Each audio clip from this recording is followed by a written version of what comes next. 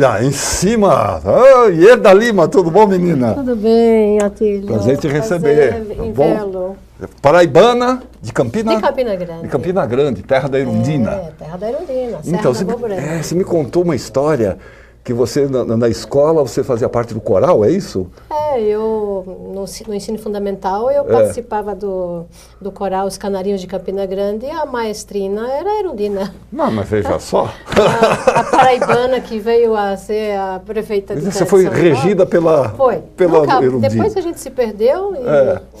E ela virou o que virou. Virou, e você seguiu sua vida. E eu segui a minha vida, tive outra trajetória. Esse aqui é o seu segundo livro, mas o primeiro é um livro técnico que nem... Né? É um livro É outra técnico, história, nem conta, né? Não vamos nem transporte. entrar nesse assunto, né? Exatamente. O que interessa é esse aqui, um olhar no retrovisor e outro na estrada, quer dizer, olhando para frente, mas sem perder de vista o que passou. Exatamente. Pensando um pouco o que aconteceu durante toda a trajetória da minha vida e, bom, o que é que eu aprendi disso, o que é que eu perdi, o que é que eu ganhei, né? E o que vem para frente, né? Para dar um recado para os jovens, inclusive. Né? Quer dizer, agora, depois de tudo que você viveu, você resolveu registrar essas coisas. Sim, botar num livro, contar a sua história. Eu fui muito cobrada pelos meus irmãos e amigos, que diziam, olha, você tem uma história muito rica, você precisa compartilhar. E eu não queria contar uma história minha só. Falei, tanta gente que passou dificuldade, né? Tanta gente que teve desafios na vida e conseguiu, né, ser guerreiro, superar, etc. Mas eu achei que se eu mesclasse isso também com um pouco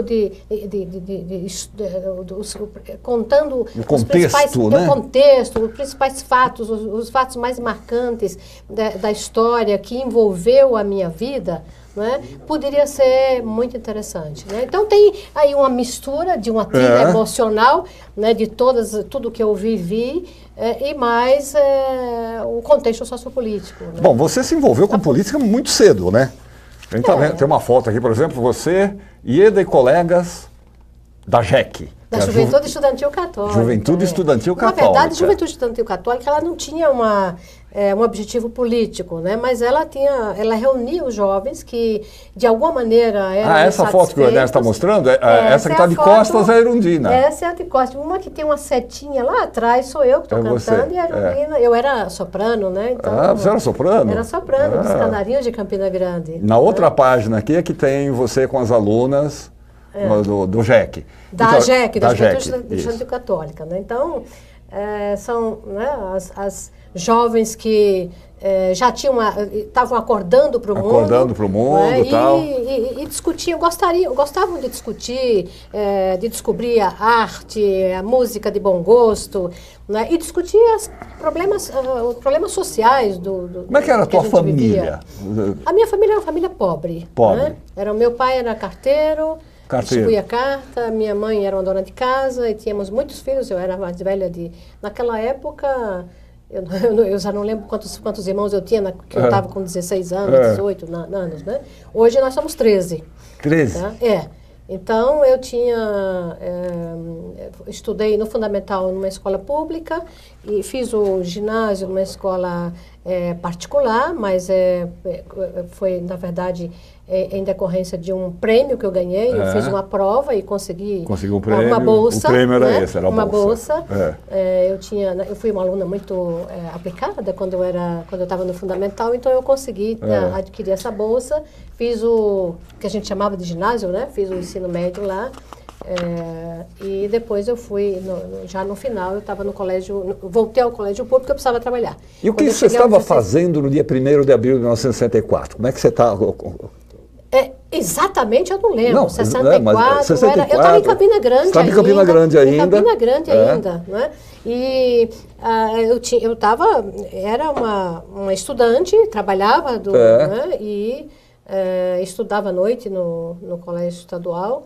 E depois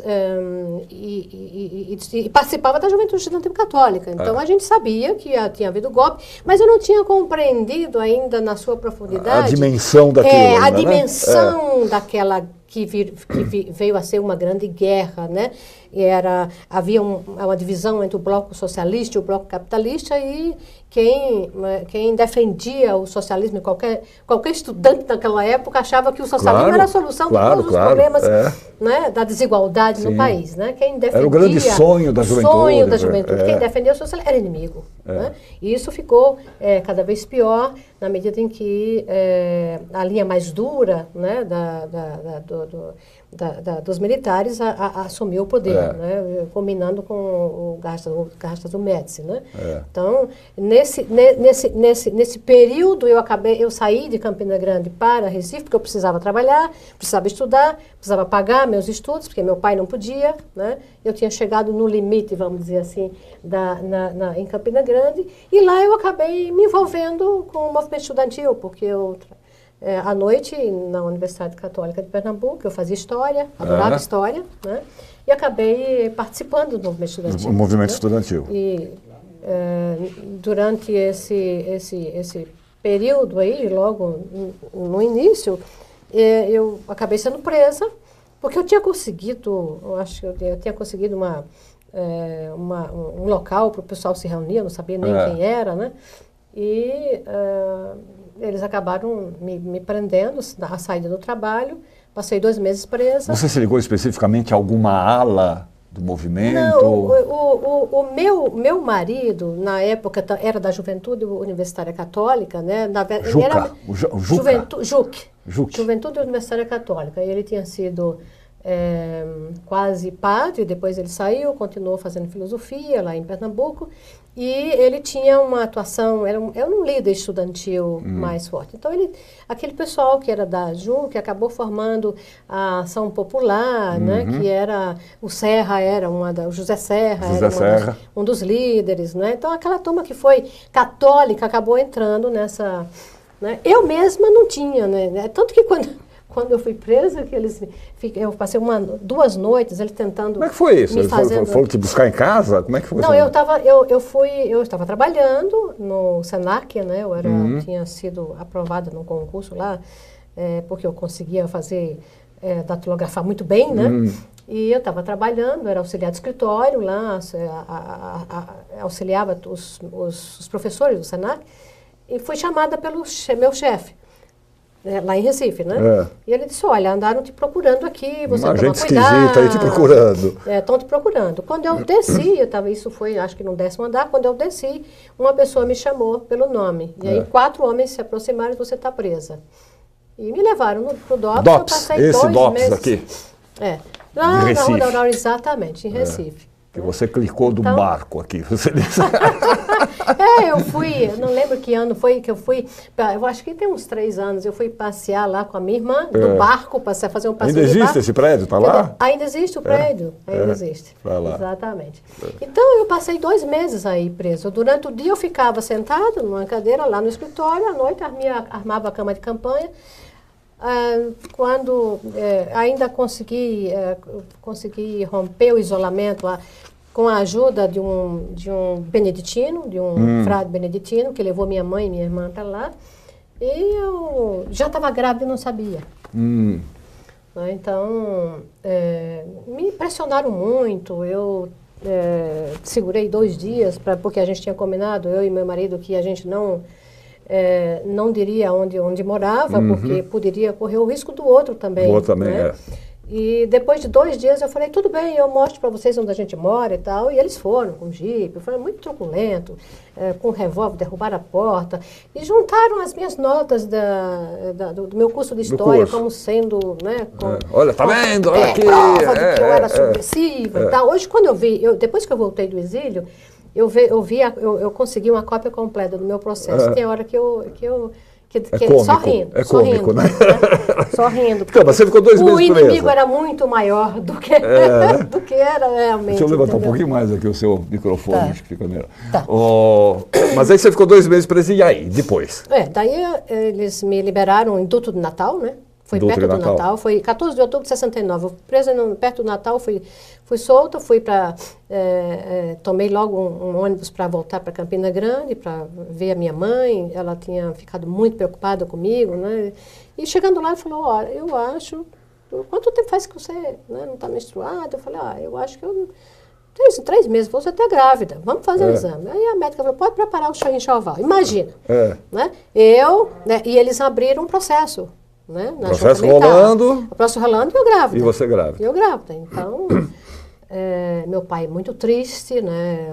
Sempre muito calado. Naquela época, os pais conversavam com os filhos através das mães. Né? Era meio que recado. Né? A autoridade... fala para ela. Exatamente. E ele, através dela, me falava que estava muito triste, insatisfeito. O sonho dele é que eu fosse, né? Que eu estudasse, que eu vencesse na vida, né? Porque, enfim. Todo pai, a gente venceu. Ele tá vendo que eu consegui superar. Feliz. No fim de tudo, ele acaba me transformei numa grande profissional. Bom, então... eu não tive saída, né? A não ser porque quando eu me dei conta que eu ia ter minha filha dentro da prisão, né, eu conversei com esse mesmo frade, ele falou, eu te guardo num lugar, num convento de freiras, e você depois vê o que você faz da sua vida. E eu resolvi fugir para o sul do país. Mas você passou um período no convento, escondida? Um período no convento. E aí você foi para o Chile? Elas me arrumaram, eu fui para o Chile. Né? Depois, não, eu fui para o sul do país. Sul do país. Né? Fiquei escondida na clandestinidade durante 1 ano e pouco. Minha filha cresceu, nasceu lá, no sul. Quando ela tinha 1 ano e meio, eu conseguia até trabalhar de novo, até trabalhar. Né? Eu fiz um concurso, eu adotei uma outra identidade, né? Entrei, fiz uma prova, consegui trabalhar no banco, aí depois começaram a fazer muitas perguntas, e aí a gente viu que a coisa ia ficar feia, conversamos com a família, voltamos para Fortaleza, onde morava a família do pai da minha filha, né? Do Arnaud, e a família falou, olha, vocês precisam sair, né? Não tem como, né? E a gente foi para o Chile. Foi para o Chile. Né? O Chile era, nessa época... Sua filha já tinha nascido? Tinha 1 ano e meio. Tinha 1 ano e meio? Tinha 1 ano e meio. Tá. Então... Você foi no Chile antes que a ditadura antes do golpe militar lá do Chile. Na verdade, o Chile, nessa época, era o único país que, na América Latina, que não tinha ditadura. Né? E tinha um socialismo, todo achando, naquela linha de não, o socialismo resolve todos os problemas. Tá. O Allende, Salvador Allende era o presidente. Né? Mas veio a crise, os erros somados aos interesses econômicos, porque ele estatizou a economia inteira. Né? Acho que o José Serra, que escreveu o livro 50 anos essa noite, ele falou, nunca o remédio foi tão forte que acabou virou veneno. Alguma coisa assim, eu não lembro exatamente algo nessa linha, né? Que foi... E aí você ficou no Chile quanto tempo? Eu fiquei até outubro, na verdade, porque o golpe no Chile foi 11 de setembro de 73. Né? Eu cheguei lá em 71 com a minha filha. Voltei a estudar. Minha filha conseguiu uma vaga na creche para minha filha. Quando um dia eu estou lá na universidade, levo ela na creche, chego lá, está a universidade cercada.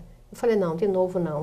Outro golpe? Outro golpe. Então, fiquei uns 3 dias escondida com a minha filha e depois eu decidi voltar. Quando eu voltei, quando a coisa começou a amenizar, né, os movimentos dentro, tinha um policiamento muito forte, voltei para casa. Quando eu voltei para casa, provavelmente uma vizinha falou, olha, chegou uma brasileira aí. Né? E em seguida, que eu cheguei em casa... Uma foto aqui. Chegam do Chile 156 exilados, era uma delas. Exatamente. E aí eu não tive outra saída a não ser me exilar novamente na Embaixada do Panamá. Né? Aí teve uma coisa muito interessante antes do exílio, né? Se pediu exílio. Eu fui presa no Chile. Né? Eu fui presa, meu marido... E eu tive que deixar minha filha em casa. Né? Isso para mim foi muito duro. Hoje eu estou falando porque eu consegui fazer uma terapia. Né? Mas ela ficou em casa, pequenininha. Pequenininha, né? E quando meu marido chegou, viu que eu tinha sido presa, e o recado, olha, tem que fazer contato lá. E ele passou a noite inteira pensando o que fazer. Ele era muito amigo do Betinho, o Herbert de Souza. Né? Foi lá e falou assim, olha, fica com a menina, né? Pega o endereço do meu irmão, eu vou lá tentar soltar ela. Se eu ficar lá junto, você manda para o Brasil e entrega para o meu irmão, para a minha família. Né? Ele fez isso, mas ele conseguiu argumentar de uma maneira que o militar de plantão lá me soltou, me entregou a ele e nós pedimos ajuda ao José Serra, porque ele estava ajudando todos os brasileiros que estavam sendo perseguidos. Ele tinha cidadania italiana, ele usou a cidadania italiana naquela época, logo depois do golpe, e ele nos levou para a Embaixada do Panamá. Foi aí que nós fomos para o exílio no Panamá. E aí você conta essa história que é surpreendente, que é uma coisa terrível, que é o episódio que você entrega a sua filha. Quando nós chegamos, ele passou umas 2 vezes lá na frente da embaixada. Quando nós chegamos estava lotado, cheio de gente. Estava lotado. Quando nós descemos, ele falou, desce agora porque não tem nenhum carro da polícia aqui. Descemos, abriram a janela e falaram, olha, o embaixador está dizendo que não entra mais ninguém, tá lotado. E você com sua filha? E eu com a minha filha. Eu falei, então faz o seguinte, pega a minha filha. Passou pela janela. E passei pela janela. Passei pela janela. Eu não conhecia a pessoa que pegou, mas eu sabia que era melhor para ela do que ela ficar comigo. Era o jeito naquele momento. Era o jeito, né? Foi assim, eu acho que foi a coisa mais dura que eu já passei na minha vida com a Luísa. Hoje ela é uma mulher muito forte. Né? Sim, mas naquele momento você não sabia absolutamente o que ia acontecer. Não sabia. A única coisa que eu sabia era que se você voltaria a rever a sua filha ou não. Não, né? A única coisa que eu sabia é que como mãe, eu estava fazendo a melhor coisa que eu podia fazer para ela. Você está emocionado até hoje. Eu posso falar. Desculpa eu consigo falar. Nesse assunto, mas são histórias fortes que são. Eu consigo falar agora porque eu fiz terapia, né? Mas essa coisa foi muito forte, né? Me fez muito mal durante muito tempo. Imagino. Aí você foi para a Alemanha? Fui para a Alemanha. Ficou lá quanto tempo? Trabalhei, fiquei lá quase mais de 6 anos. 6 anos. Porque aí eu trabalhei, no começo chegamos lá, eles tinham um lugar para trabalhar, tinham uma creche para a filha, né? E foi muito bom porque aquela sensação né, de trabalhar, de ter dignidade, de ganhar o salário, né? Viver do próprio salário. Viver do seu trabalho, né? Apesar de ser num país totalmente diferente, eu fui para lá sem falar uma palavra em alemão, né? Mas eu acho que pela experiência de vida que eu já tinha e pela minha capacidade de me adaptar às situações novas e de superar, eu acabei aprendendo, e além disso eu era mulher, a mulher fala muito, né? Então aprendendo a falar alemão, eu estudava, era muito disciplinada, eu tinha um curso em paralelo também para estudar alemão, né? Não era só falar, tinha que estudar. E fazendo amizades. Né? Acabei fazendo amizades que até hoje você mantém. Até hoje eu mantenho. Né? O alemão é um povo muito frio, né? Muito até a hora que ele se abre, né? Até a hora que ele se abre. Até a hora, exatamente. Quando ele se abre, pronto. Quando a gente conquista a confiança, amigo para o resto da vida. O ser humano é assim, né? Exatamente. O ser humano é assim. E aí você voltou na anistia? Voltei na anistia. Né? Fiquei lá até onde... Uma belíssima aproveitei para fazer meu curso superior lá. Ótimo! Mudei de profissão, queria fazer história, meu sonho era fazer história. O meu pai dizia, mas você vai morrer de fome, história, a pessoa morre de fome. E mudei, pensei, na cidade onde eu estava, tinha o curso na Escola Superior de Transportes e Comunicações, e aqui a gente tinha um mercado ainda muito aberto. Eu falei, eu vou fazer esse curso, vou estudar para valer, e voltei, meus 30 anos de profissão, foi na área de transporte, né? Maravilha, menina! Essa história está aqui nesse livro, Um Olho no Retrovisor e Outro na Estrada. Onde se acha esse livro, Ieda? Na Livraria Cultura, você pode comprar, eu lancei agora sábado. Né, na Livraria Cultura do Shopping Bourbon. Agora é dia 8 de julho. Tem esse site aí? E o site, exatamente, é olharnoretrovisor.com.br também. Pode comprar pelo site também. Né? Ou o site da própria editora, www.literando.com.br. Literando.com.br. A editora Literando e Afins. Né? E eu vou ainda fazer umas noites de autógrafo na minha terra, Campina Grande, que não podia deixar de ser, em Recife, em Brasília, em Fortaleza. Está quase certo no Rio de Janeiro, na Livraria da Travessa. A maioria das livrarias são a Livraria Cultura, todas essas aí, né? Mas no Rio vai ser da Travessa, está quase tudo certo, né? E se quiserem também ver, tem o meu Facebook público, @Ieda Lima A. né? Vocês Legal. podem ver um pouco mais Entrar em detalhes contato com sobre a você, minha obra, entrar em fazer contato, comentários, críticas. né? Curtir, compartilhar. Vocês vão gostar desse livro, né? Vão ter Ieda, muita emoção. muito prazer te conhecer. Ai, obrigada. Uma pessoa- Igualmente. Uma pessoa de muita força, a gente percebe. Não, mas tem muita brasileira por aí com muita força Tem mesmo, também. tem mesmo. Mas Tem mesmo. Fica vale a sentadinho um pouquinho aí, enquanto eu tá chamo bom. aqui o intervalo. Obrigado, Ieda.